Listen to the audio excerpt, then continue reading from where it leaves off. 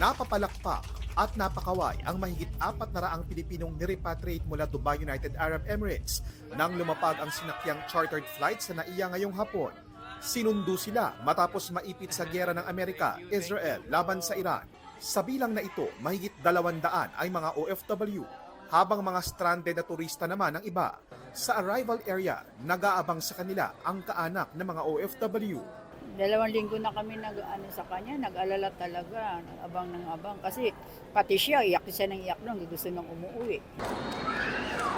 Laking pasasalamat ni Catherine sa pagkakataong makabalik ng ligtas sa Pilipinas. Malaki man daw ang tiwala niya sa kakayahan ng UAE na protektahan ang mga nakatira sa kanilang bansa. Dumating na raw si Catherine na natakot na talaga. Madaling araw po, no, narinig po namin yung mga airstrike. So malapit po ko doon, naririnig ko yung pagsabog. Si Kenneth naman, nagkataon na nagbabakasyon lang din sa Dubai nang mangyari ang gulo. Ilang beses kami na-cancel. Twice, then try na kami sa consulate. Pero safe naman kami, sir. Overwhelming yung turnout in relation to the list, no? We almost had a near 100% dun sa original targeted number of passengers.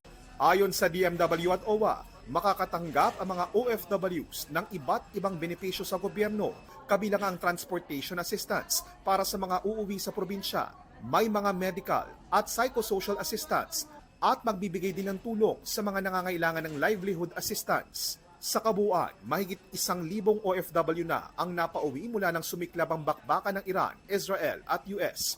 Pero marami pa ring mga OFW mula sa iba't ibang bansa sa Middle East ang itinatawid ngayon by land para maisama sa mga susunod pang repatriation. 16 po sa kanila ay tinawid natin mula Bahrain patungo ng Saudi Arabia.